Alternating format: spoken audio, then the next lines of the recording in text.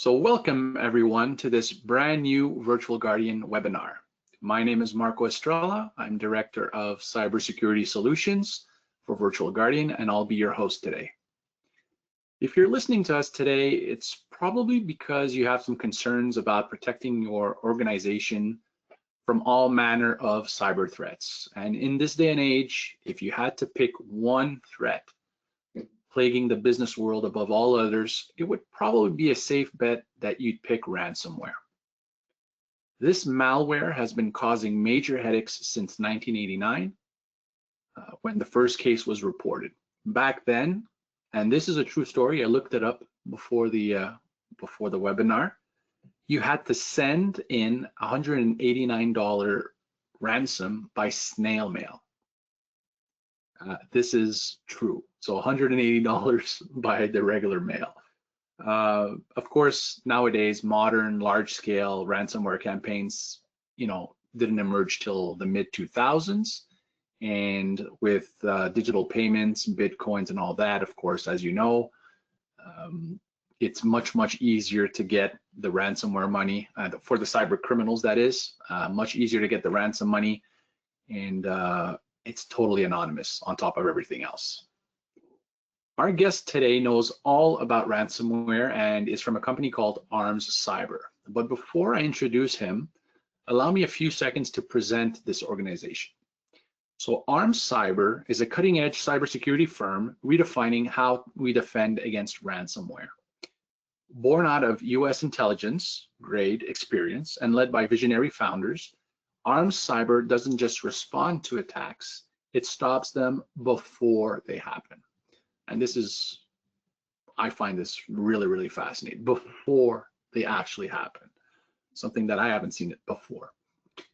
Their patented automated moving target defense, deceptive tripwires, and stealth vault technologies create a moving invisible defense landscape that outsmarts even advanced threats.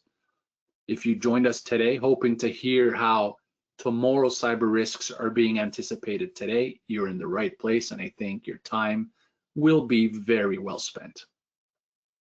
With that, I'd like to introduce you to Art Norton, Senior Solutions Architect from Arms Cyber. Art, welcome.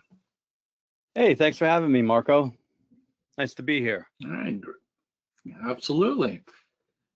Today's webinar is all about the threat that is ransomware and how we can shield our organizations from falling victim to this cyber plague. Art has prepared a very interesting presentation on this topic, which he's going to present in just a moment. But first, I'd like to tell our audience that we hope that this webinar is going to be interactive. So feel free to submit your questions during Art's presentation.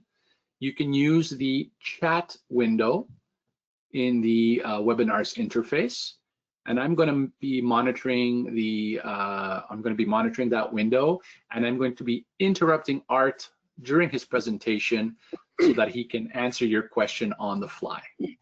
Okay, so with that said, and without further ado, Art, the floor is yours.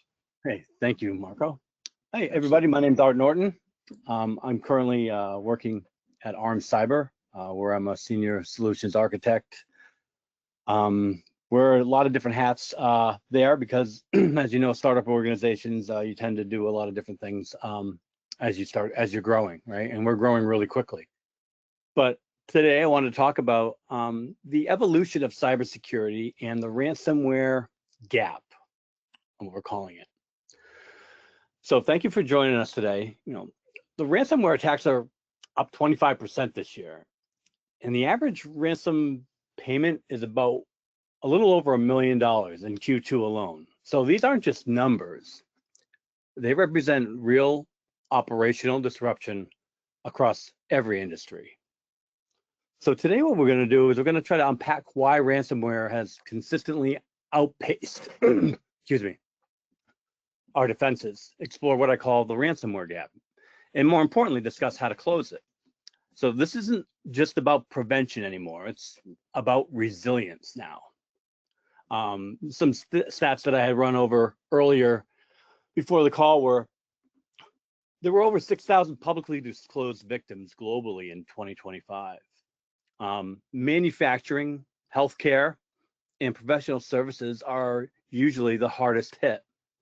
And the real cost isn't just the ransom anymore. It's really the downtime, the recovery, and the reputational damage that happens from being breached. I'll move on to slide 2. So the evolution, ransomware has been with us for almost 20 years, but what's striking is how constantly reinvents itself. It's getting faster, it's more damaging, it's harder to stop with each generation that comes out. So you have the timeline here of kind of how this all played out. You had the early days where you had things like screen lockers. You had a crude screen locker that was annoying, but it was disruptive. But in 2013, everything changed with crypto locker, right? That's where strong encryption plus Bitcoin payments created an anonymous, scalable business model for attackers. And this lit the fire for today's ransomware economy that we have now. Then in 2017, you had a watershed moment. You want to cry and not pet ya spread like worms globally. Hospitals, shipping companies, entire governments brought down in hours. So ransomware now became a global crisis. 2018 to 2020, the attackers started to get smarter. Groups like Ryuk, Maze, Revel pioneered what they call the double extortion, right? Which was encrypt your files and steal your data, threatening to publish it. Fewer targets, bigger payouts. So they were able to get you twice. And today it's a pretty mature industry. I mean, they have ransomware as a service, which means anyone with intent can launch attacks. So we're seeing like triple extortion, encryption, data theft, plus DDoS attacks, and direct customer threats. They're using EDR killers to disable your security. They're exploiting supply chains where one compromised vendor can open thousands of victims.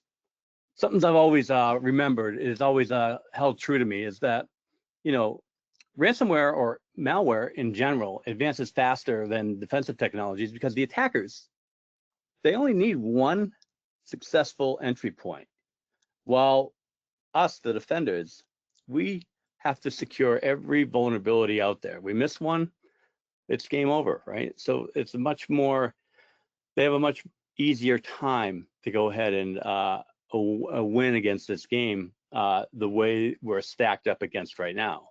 So here's the pattern, right? The ransomware adapts faster than defenses. So that's the adaptation speed, is really that's the gap that we need to kind of close here. And that's what I'm going to go through.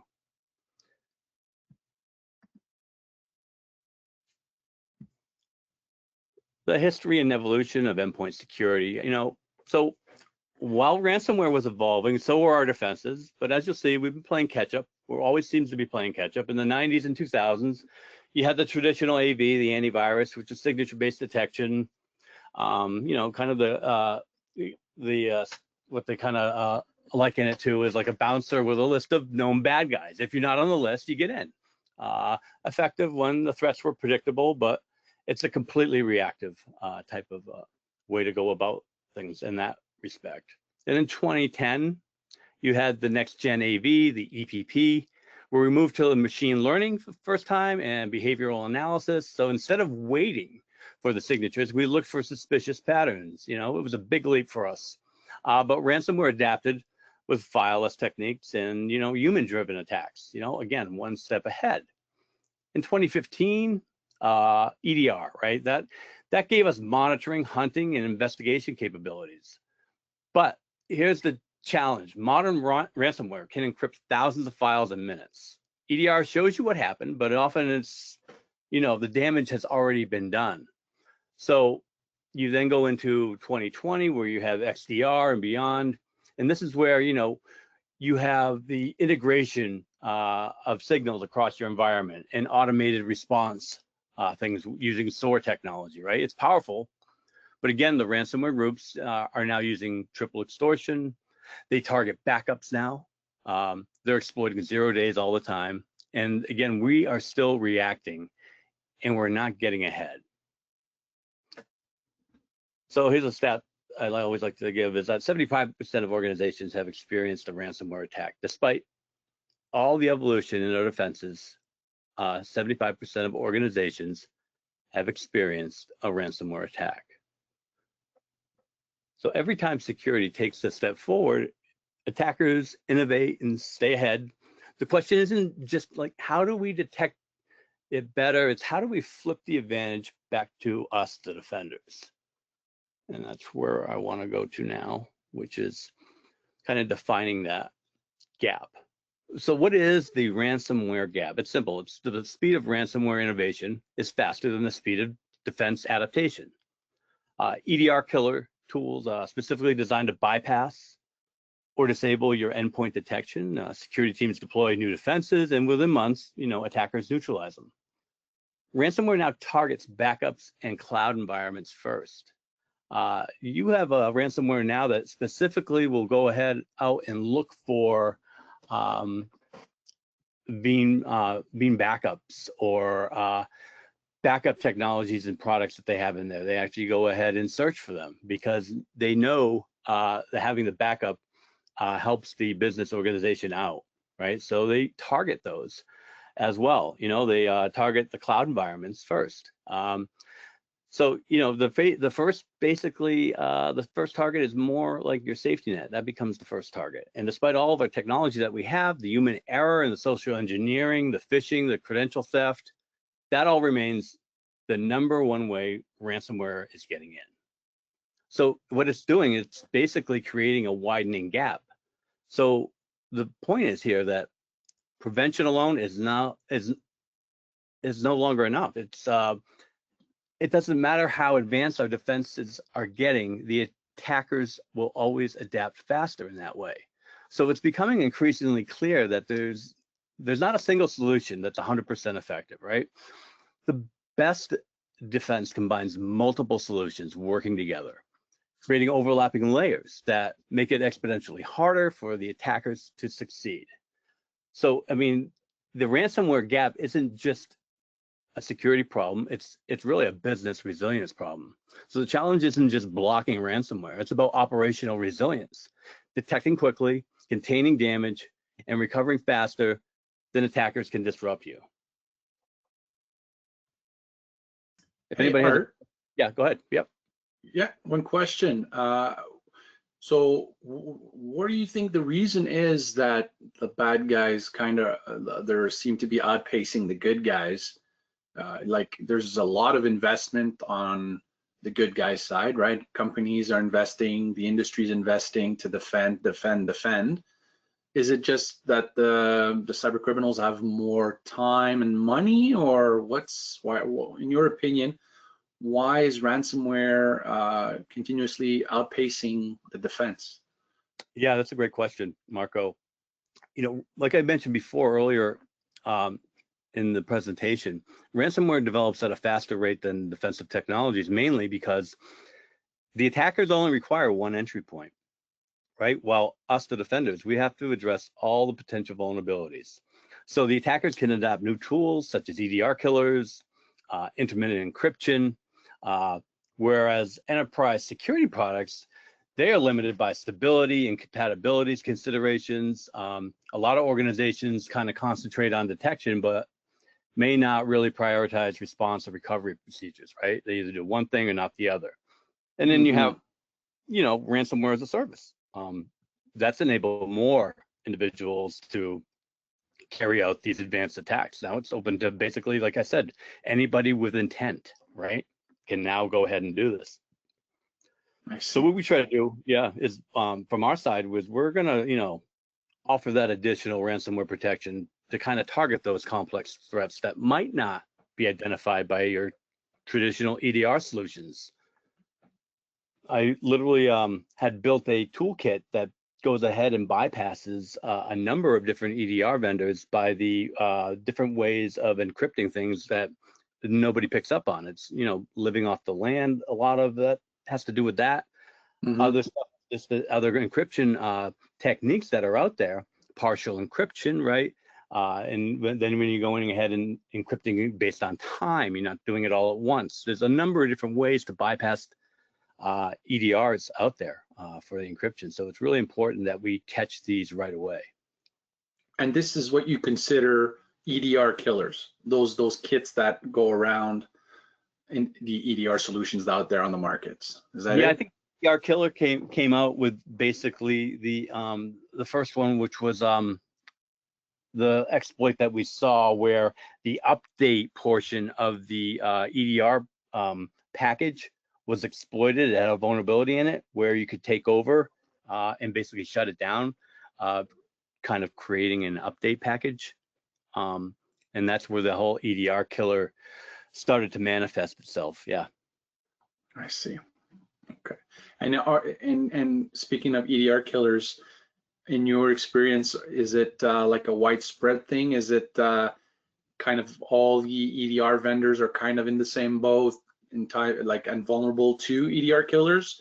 Or if you look at things, there's some vendors out there doing things differently and they're not so vulnerable. Well, no, I think most of the EDR vendors have vulnerabilities that they have to be aware of. Okay. It is something that is definitely has already been exploited. So it is a way that attackers do leverage to shut down the whole EDR piece, which basically gives them carte blanche to the access whatever point that they're on. So yeah. So then to have it makes sense then to have an EDR and an antivirus solution together, kind of working hand in hand. They're not mutually exclusive. That's the thing, right? We want to go in layers because there's no, Yeah. I mean, I haven't seen a product yet. And I play with a lot of different products out there. I have not seen a product that can basically take care of, 100%, protect you from all the stuff that's out there today. But if you go to a layered approach and you have different layers that an attacker has to go through, it makes it that much more difficult for that to happen. Therefore, you have a better chance of, catching it, detecting it before it goes ahead and cripples your environment. Absolutely.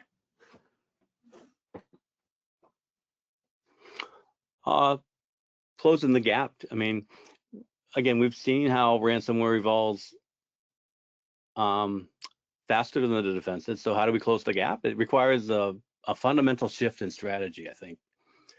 And that is the evolution of security strategy, right? So the past was about prevention and blocking known threats with antivirus.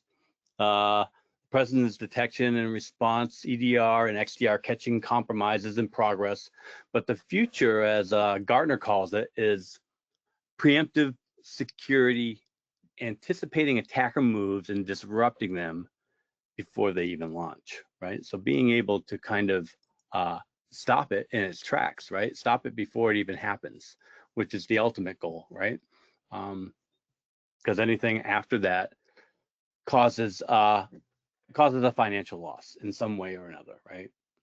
And there's there's key strategies, right? There's intelligence driven, right? AI and machine learning that don't just analyze today's threats, but they can predict the likely attacker behaviors. They can predict what they're going to do next based on what they see.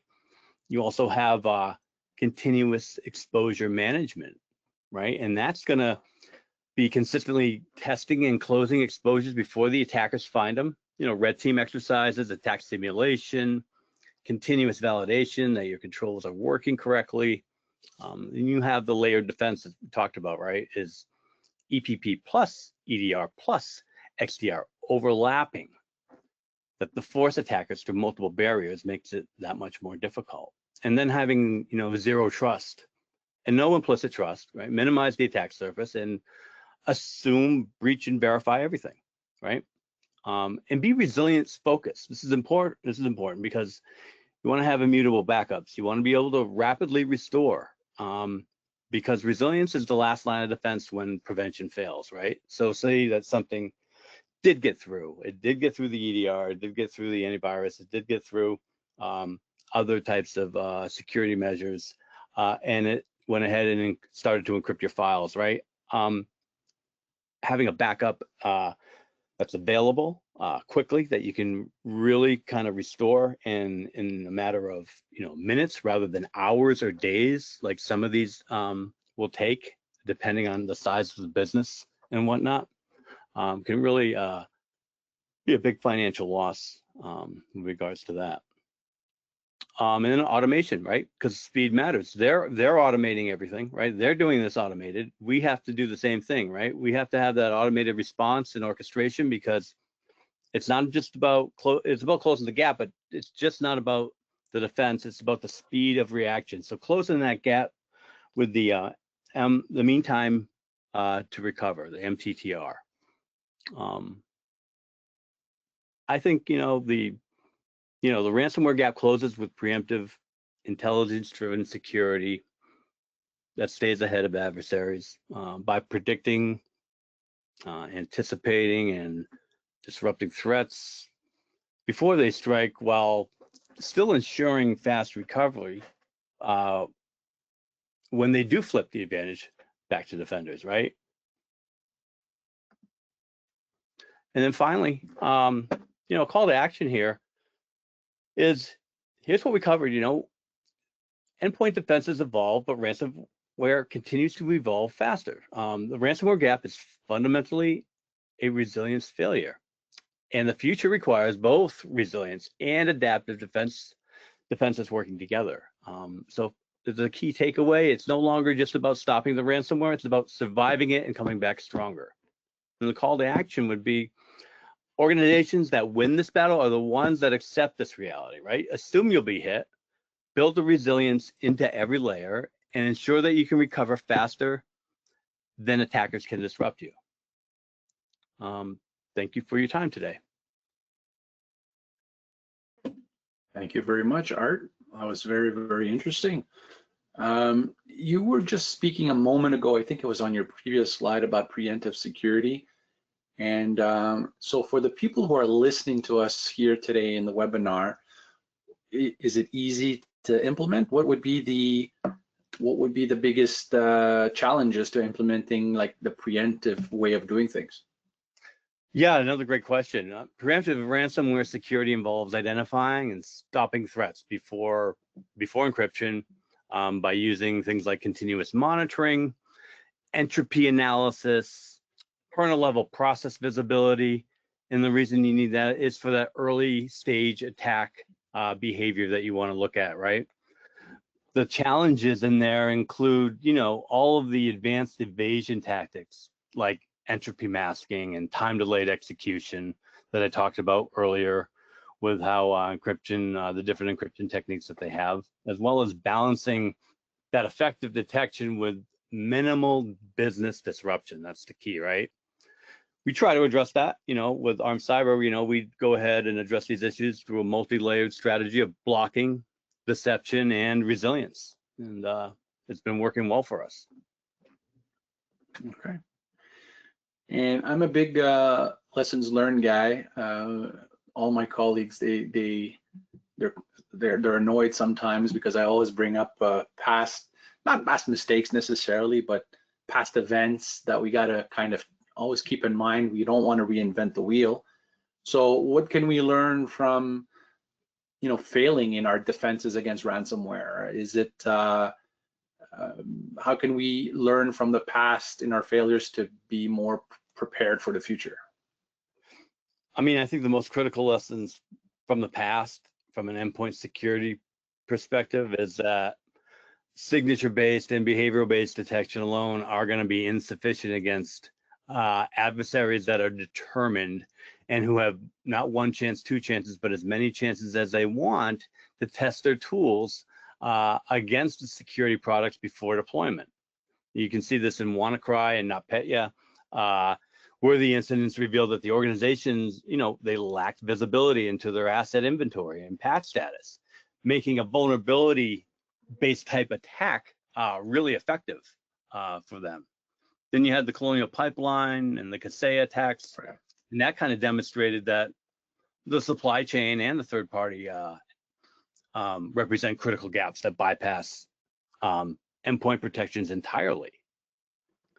So there's a ton of, every endpoint security product have historically failed in some way or another, assuming that, malware has to look malicious, right?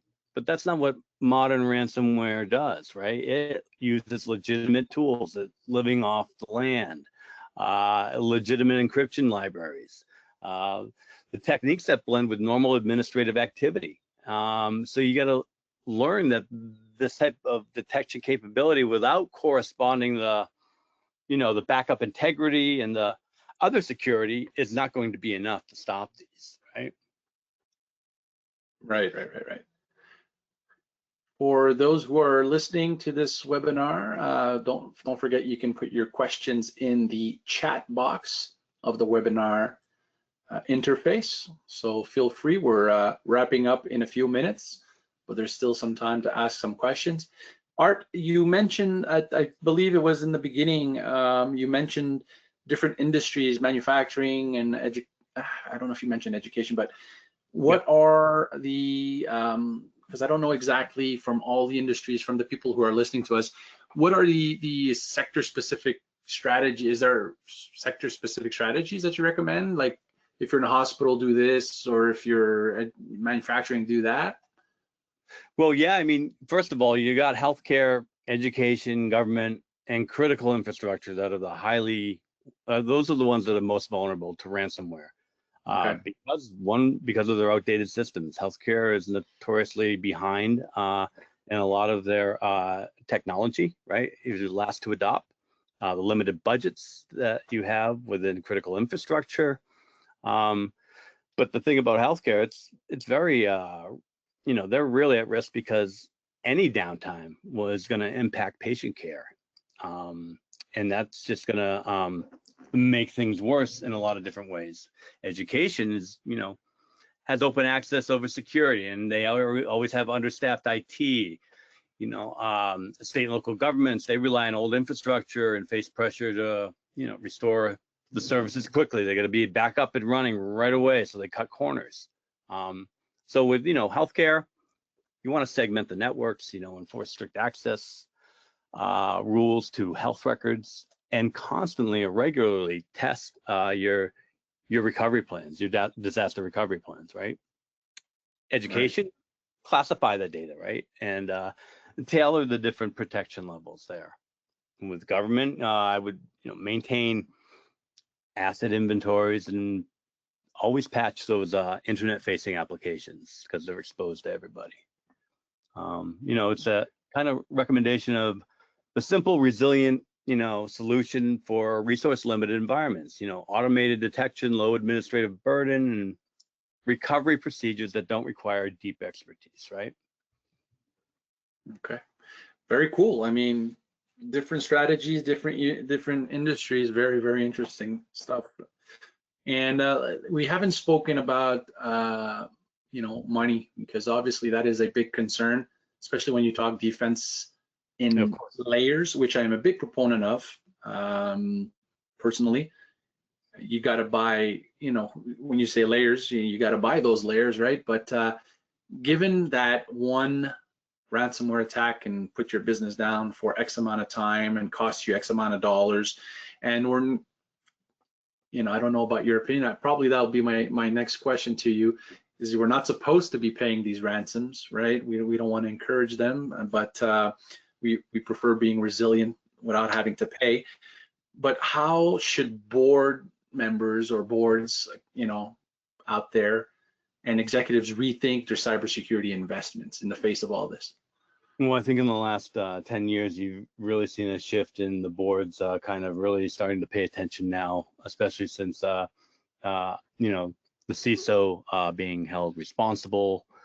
Now, the boards and executives should treat cybersecurity in general as operational risk, right? And with real financial impact. It's not just an IT expense. Ransomware will cause multi-million-dollar recovery costs, fines, reputational harm, but the budgets that they have are often only set to meet, compliance, and that's it. So you gotta assume a breach is possible and invest in minimizing that operational financial consequence that can happen. And these things are like that you want to include are retainers, cyber insurance, backup systems, like I said, and advanced ransomware detection. Focus investments on shrinking that ransomware gap, that window between encryption starting, and containment, right? Which relates directly to the business damage.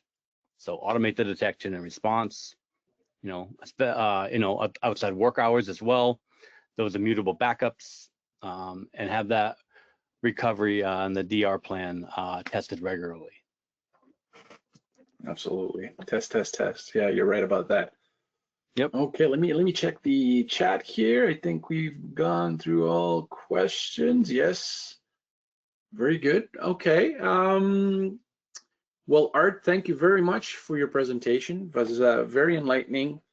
With companies like Arm Cyber and things shifting a little bit in the industry, hopefully we'll get around this thing sooner rather than later. This thing meaning ransomware plague, which is really, is there an end in sight? Here's a question for you. Is there an end in sight, or? Well, who knows what's in sight for us now with all the AI stuff going on. So I really don't answer that question. That's yeah, exactly. The AI thing. Yeah. Thank you very much, Art. That was super interesting. I want to thank everybody for attending today. Glad to have you stop by and listen to us. I want to thank Arm Cyber for agreeing to participate in today's webinar. Really appreciate it. Wish you continued success in the good battle against ransomware. For the whole team here at Virtual Guardian, Vicky Hintz at the helm, behind the curtain. Thank you to our producer Vicky, and our guests, and you all out there. Thank you very much for attending, and I'm going to wish you a good day.